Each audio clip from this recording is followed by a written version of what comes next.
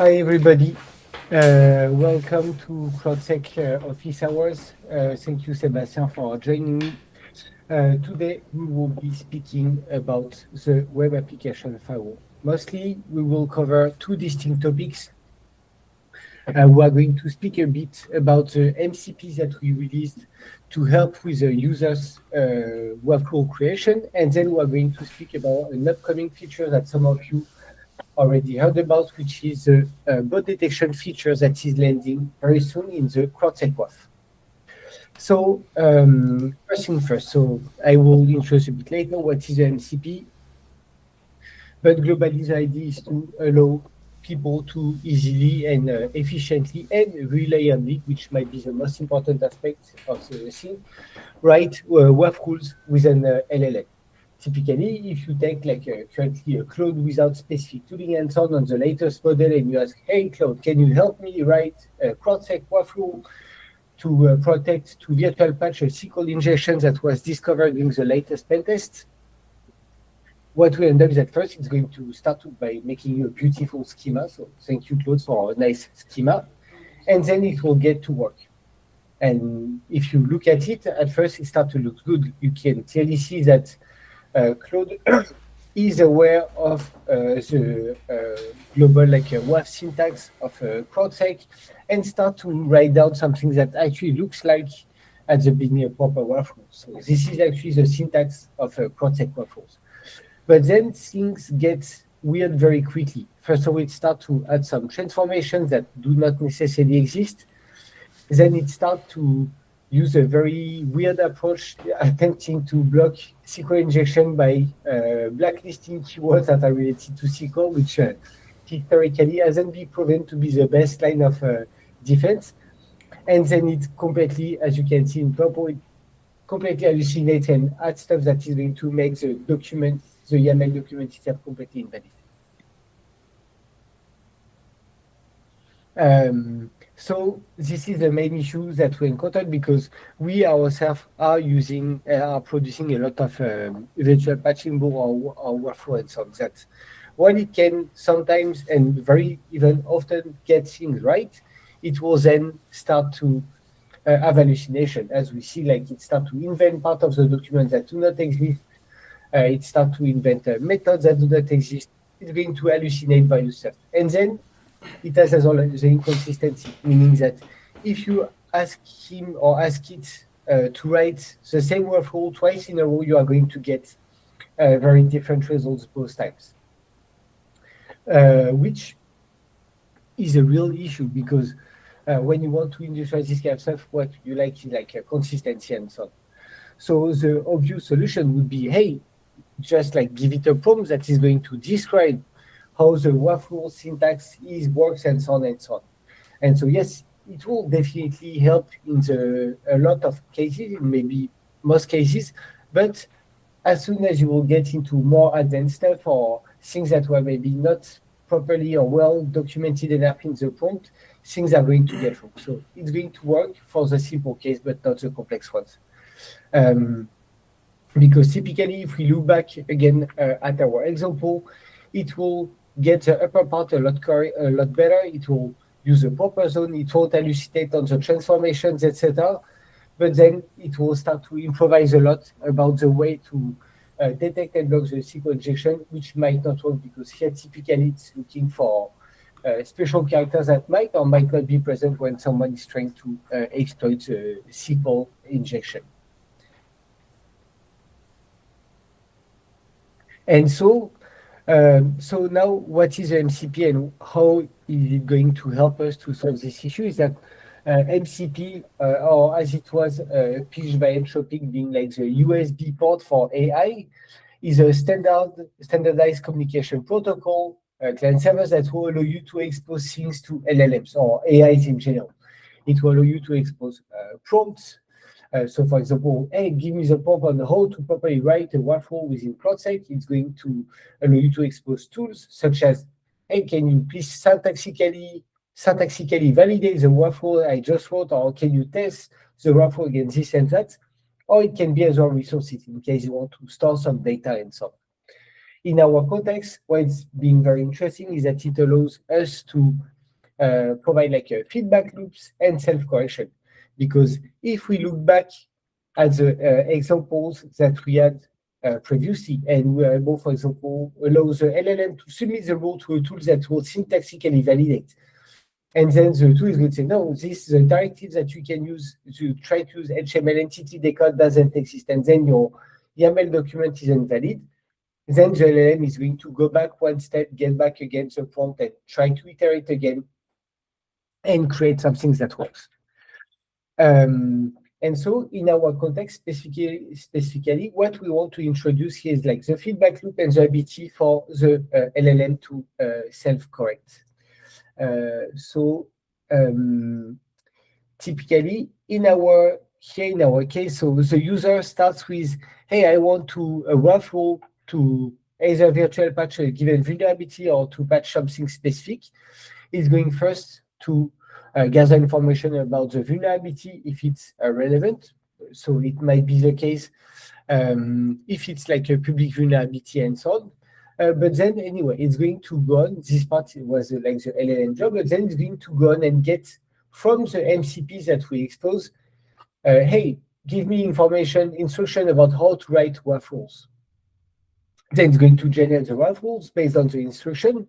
And then it's going to use a tool that is exposed via the MCP that allows you to have like a syntactical validation. So is the WAF rule like grammatically correct? Is it something that CrowdSec will be able to load? And if the result is incorrect, then what happens is that it will go back to the first step and it will get the prompt again to iterate again. And then so now we are ending up with a WAF rule that is valid and it's going to go to the next step. It's going to go through a linter to identify common mistakes that we see LLMs doing here and there. And again, if it's incorrect, it's going to go one step above and introduce the feedback loop. And then at the very end, it will be able to test the WAF rule. And this is where the MCP allows us to expose more than tools, that it's going to be able to test the WAF rule in real conditions. So the MCP will expose tools that will allow the LLM to actually start a CrowdSec instance with a WAF rule that was created by the user and run some curl requests against it and see if it gets a proper output. And once the LLM is sure that the WAF rule is correct and valid, it's going to finally present it to the user. And this is what the MCP in this context allow us to achieve, is that from let's say natural language thing like, hey, I want WAF rules that does this and that, the LLM is going to figure it out and to present the user something that hopefully and consistently is what the user expects and actually works. So now I'm going to do a very quick demo. I'm going to actually showcase a past session. So I'm going to take the display. So here, typically, I took exactly the same example that we start with at the beginning of the presentation. So, hey, I have a SQL injection on the IT parameter on my /root page. Please write CrowdSec WAF rule. So what it's going to do is that it's going to get the prompt. It's going to get like various prompts from the MCP to understand exactly how to write the WAF rule. So this is the job of the LLM to identify which tool to use in which context based on the description that is provided. So now that it has instruction, it's going to it's going to write the WAF rule. It's going to submit the WAF rule to the MCP that is going to point out that, yes, it is syntactically correct. Then it's going to submit it to another tool that is going to spot more like a linter, like casual warnings, and say, oh, there's a warning. You will start with a cloud security namespace, which is reserved more like for offshore cloud security rules, but it's a warning and it's being displayed to the user. So now it's being able to present a rule that is actually correct. And you can see that here, typically, thanks to the linting approach, instead of trying to catch some keywords in the SQL injection payload, it's going to do like a negative rule because, okay, ID is an integer or supposed to be an integer. So I'm only expecting numbers. If it's not a number, I'm going to reject the request. And then we can go one step further, and we can even ask, we can say, okay, so now actually tell the role. And this is why it becomes very useful, is that, so what it's going to do is that it's going to create what we call a nuclei template. So we are going to see it. It's going to nuclei template, which is a standard format that allows you to write that is commonly used to write exploits and so on. But long story short, that doing this, it's being able, to test our WAF role against various requests that should match. And so, sorry, I'm having a hard time here. And so here it's testing it against various payloads so that it's able to see that, yes, it's actually working and the request was blocked. And then the rule can be presented to the user because we know that it's correct, it's working as expected, and it passed the test. So this was for a quick introduction of the MCP. I will put in the description the link to the MCP so that you can download it and install it. As usual with us, it's open source software, so feel free to play with it. It's working with Cloud and such. And now I'm going to give the mic to Seth to speak more about bot detection. Yeah, thank you very much. Actually, before we start, I don't know if anybody has any question regarding the MCP. If you do, maybe put them in the chat.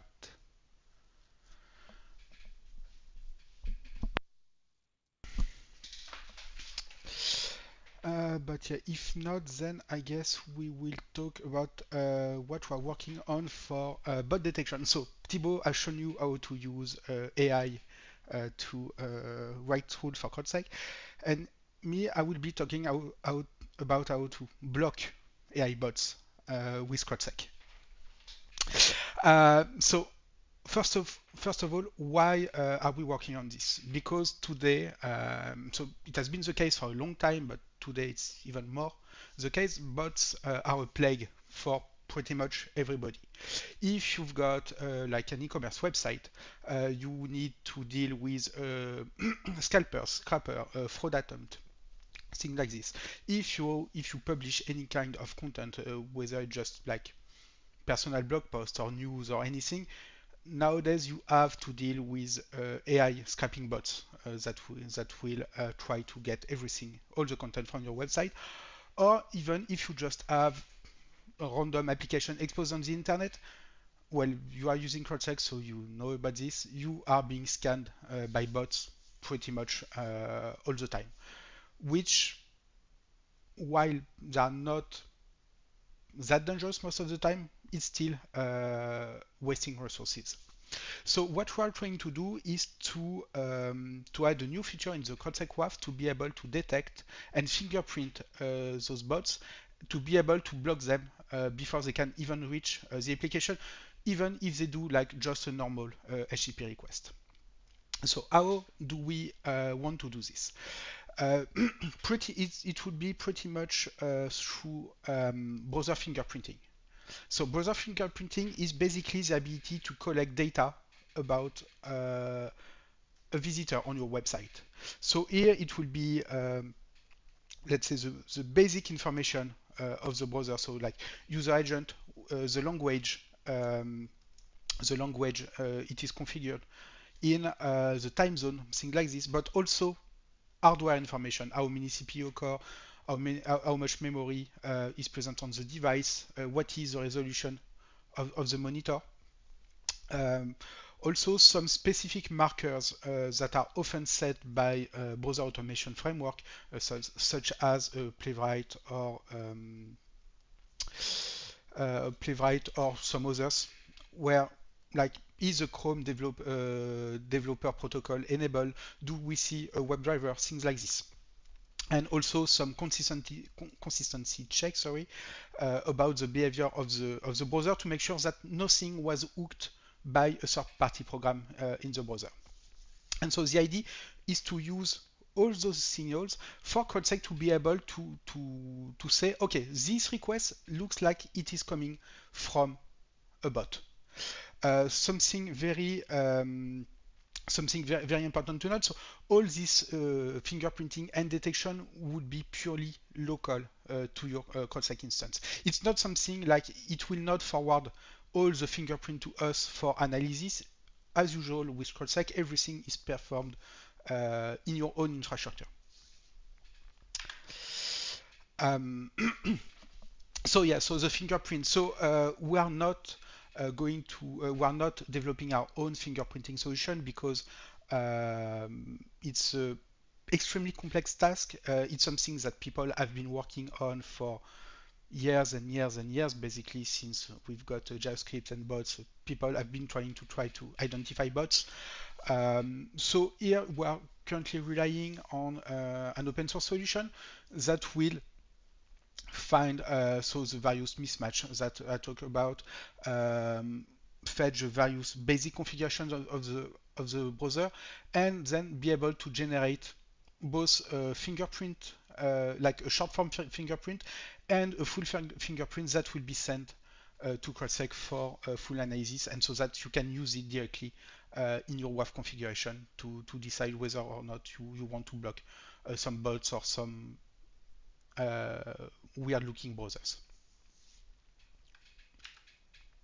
So how does it work? Basically, so let's say you've got the client. The client will make a request on your website for the first time. So this request will have no cookie that has been set previously by CrowdSec. So the WAF will see, okay, there is a new request, there is no fingerprinting cookie.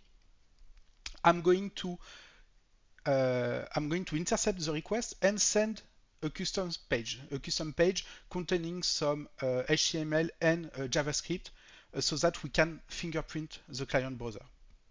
So here, this is basically like if you were blocking the request with a normal WAF rule, where the request will not reach the application. In this case, instead of returning just a standard 403 or a ban page, we will be returning the fingerprinting code. So the client receive the JavaScript challenge, and then the client will automatically execute this challenge. So the challenge will generate both browser signature and also, so it's not the case yet, but it will be in the future. We also plan to introduce some proof of work algorithm in the challenge, meaning that attackers will have to dedicate some resources to their bots so that they can access your website. This is especially useful, for example, for AI bots because most of the time they need to scrape a lot of data, so they often won't try to interpret JavaScript, or at least complex JavaScript. And this would also pretty much totally kill random bot trying to scan your website, because those bots, like, they are just using Python or whatever language. They will just make a request on your website, and so basically, because they wouldn't have the proper validated cookie, then they will always get the chain page and they will never be able to reach your application. So yeah, once the challenge has been solved, it is sent by the client to the website, and so CrowdSec will intercept this request. We will validate the content of the challenge, so we will basically the client will encrypt the challenge. We try to make it as difficult as possible for someone trying to reverse engineer the JavaScript code that is sent to the client. So we generate temporary encryption key that are used to encrypt the payload, and if CrowdSec is not able to properly decrypt and validate the payload, then we will just refuse to the request. If the challenge is successful, then we will just store the fingerprint in a cookie, so everything is encrypted as well. And then comes the actual policy enforcement part. So the client will redo the same request as before, but this time there is the fingerprint cookie, which we know is valid because we just set it. So we will decrypt the content of the cookie server side. We will still validate it, like, as the cookie not expired, is the data still fresh enough? And then we will sorry, we will match the fingerprint that is present in the cookie, so basically the fingerprint of the browser, against your rule. For example, you could say, okay, if I see there is a WebDriver enabled in the browser, then I just drop the request. And so we will check this. If the fingerprint contains WebDriver true, then the request will just be blocked, as if it was blocked by a normal WAF rule. And otherwise, the request will be let through as usual. Uh, and of course, this does not have any impact on the actual WAF rule. It's not because, like, your browser is clean, or at least it's considered to be a normal browser, that we are not going to evaluate all the normal WAF rule for protection. And so quickly, just to show you what it looks like. So I'm going to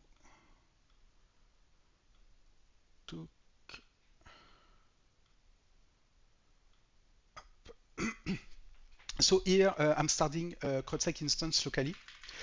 If I show you my configuration, so here I have a custom pre-val hook that will send a challenge to the client if it does not have the proper cookie set. And then I have a rule that say, okay, if there is a mismatch between the GPU information in the WebGL context and the worker context, then drop the request. So this mismatch is something that is commonly seen in some bots, because they will try to hide the fact that they are bots. And that's pretty much it. So if I go with a normal browser, if I go on my website with a normal browser, I can see, so I get the security check. So this is the challenge page that was sent by CrowdSec. I solve the challenge, and now I have access to the normal page, to my actual website. And as you can see, I can refresh the page because I have a valid cookie. We can see it here. Because I have a valid cookie, I do not get, my browser does not get asked again to solve the challenge. But now, if I do the same thing, but this time using a browser automation framework, so in this case, this is a Playwright. I can show you the script is very basic, but basically I just go to localhost with Playwright with headless Chrome. And so if I run it, so it is going to take a few seconds. Here we can see, so CrowdSec, so okay, valid challenge required, skipping WAF evaluation. So because here we need to send the challenge, we skip everything, we just return the challenge page that we saw earlier.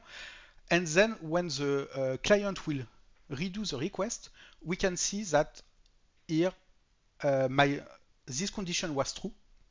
And so we explicitly dropped the request with the reason bot detected. And so here you can see an alert was created. And here, so this is not very visual, but this is like the CrowdSec ban page, like if you were blocked by a WAF rule. So you do not access the actual application behind the reverse proxy. And as usual, here I can see I have an alert, so this one.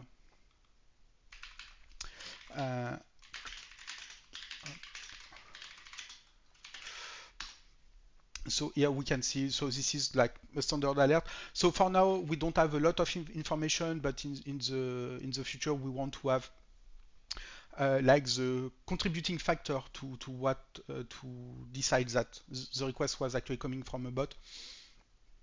So basically, if I take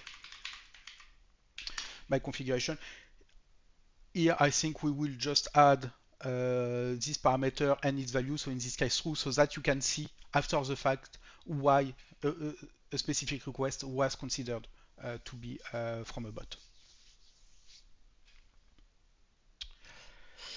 And so that's it for the bot detection. So yeah, this is still early work. It mostly works, but we still have a lot of things to improve. So it will be released at some point in the future. We do not have a specific date yet, but it should be in a few months. Seb, it seems that there was an issue with the sharing of the browser because on Ah, YouTube we are just seeing like the empty browser, we are not seeing the ha. incognito browser. Because in theory, yeah, so you see my shell, no? Yeah, we saw the shell, but when you share your browser, we just see like your browser starting page, and we didn't see the incognito. Okay, yeah, do you see the incognito page here? Wait, let me see now. Need to refresh because of the latency. Uh, should be Yes, now we are. okay. Yeah, now we are seeing it. Yes. Okay, but so yeah, basically, if I do like a normal request, so you can see there is the security check page, and then automatically I'm redirected to the actual website when the change was solved, and then I can just continue to refresh, and I'm not asked to solve the challenge again.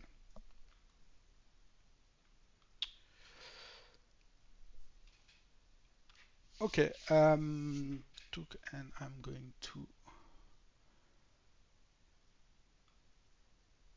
share the slides.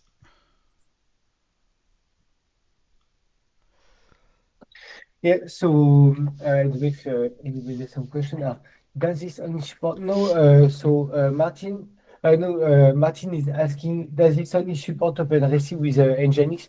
No, the goal is to support it as soon as it's out in all of our like web-related bouncers. So this would be like Nginx, OpenRST, Traffic, HA proxy, and hopefully Envoy as well. Yeah, because basically it just requires because everything pretty much is happening CrowdSec side.